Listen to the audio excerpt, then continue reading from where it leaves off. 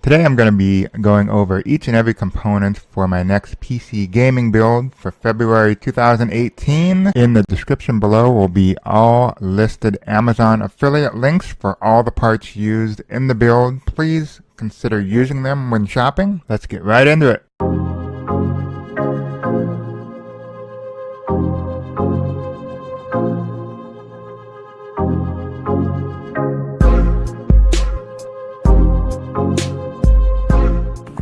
So first up we have the processor, the Coffee Lake Core i7-8700K, which was initially released in October of 2017, MSRP of $359. However, on Amazon, on Newegg, everywhere, the scalpers went rampant and there was no availability of these processors anywhere. The prices of them reached well beyond $400, which was insane. I decided to wait, and therefore I had to wait almost, 5 months before I could finally build this. I got it on Amazon for a steal of $349 because I've never seen it that low, and that's why we're building this computer now. This CPU will require a new motherboard with the 300 series chipset, a 6 cores, 12 threads, TDP of 95 watts, base frequency of 3.7, max goes to 4.7, but it will overclock anywhere between 4.8 to 5.3 gigahertz, but your mileage may vary. It's very hardware dependent. And for those with absolutely no interest in overclocking period, you can go with the i7-8700 non-K or even the i5-8400, which is a lot cheaper. Since the i7-8700K does not come with its own fan, I decided to go with the NZXT Kraken X62 all-in-one liquid cooler. It has two fans, 140 millimeters each, for a total of 280 in height, which you can front mount or top mount in your case. It has some pretty neat looking braided cords for, the tubing that goes to the processor. And on top, it of course has the swirling RGB light loop, which is pretty sweet. Comes with a 6-year warranty, and it's operated by the CAM software. So you can set up any kind of LED modes using the preset or the fixed modes or anything of that nature to make the entire lighting experience a cool looking one.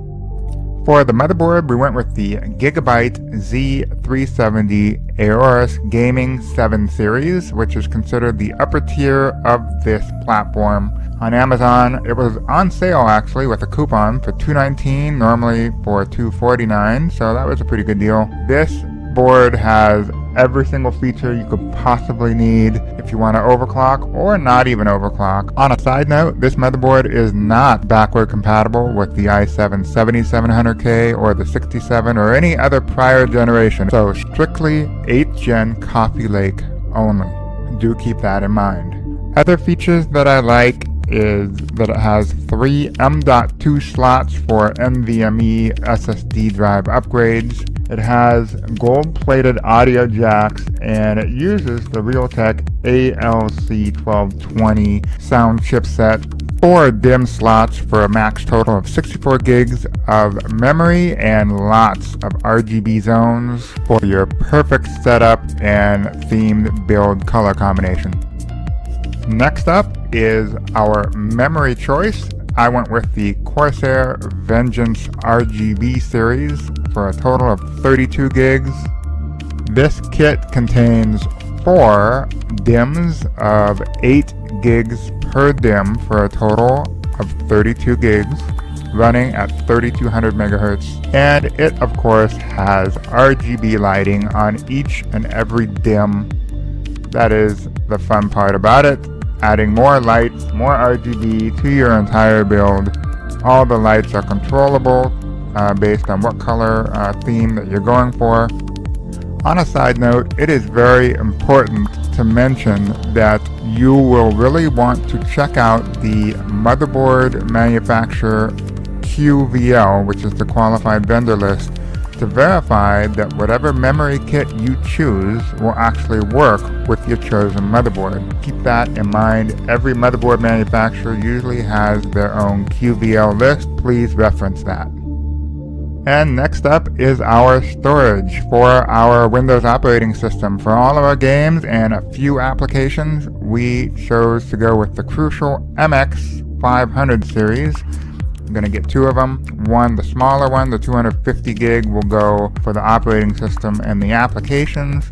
And the 1 terabyte one will go for all the games. Plenty of storage on a 1 terabyte unit.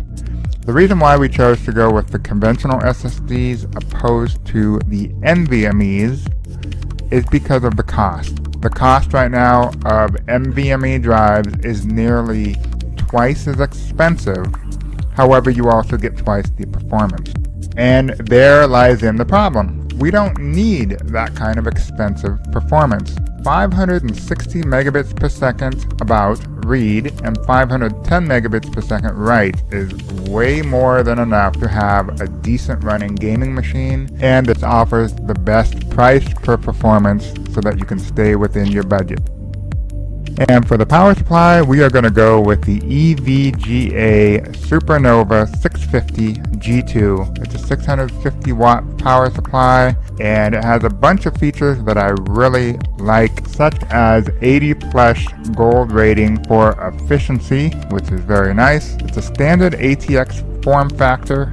Some other cases may support MTX or other smaller sizes. You may want to refer to your case manufacturer for that. And it has fully modular cables, so you're only using which cables you need, and the rest you can pack away in the box. You don't dig them out. And it comes with a 7-year warranty, which is excellent.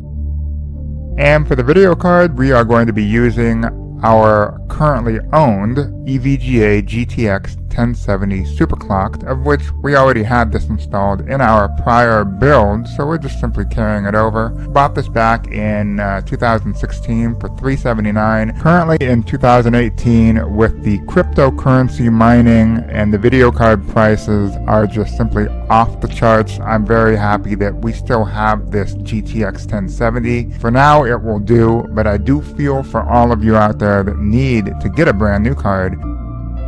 And last, we have the case, the NZXT H440 ATX mid-tower, which I wanted to do a white and black themed build. On Newegg, it was $74 after a $35 mail-in rebate, which normally I hate rebates, but it made the price cheaper. This case has been around for a very long time. I think it's already almost 4 years old. I just like it because it has clean straight lines. It has a nice size window. It comes with 3 120mm fans up front, 1 140mm fan in the back. It allows for liquid cooling in the front or on top if you want.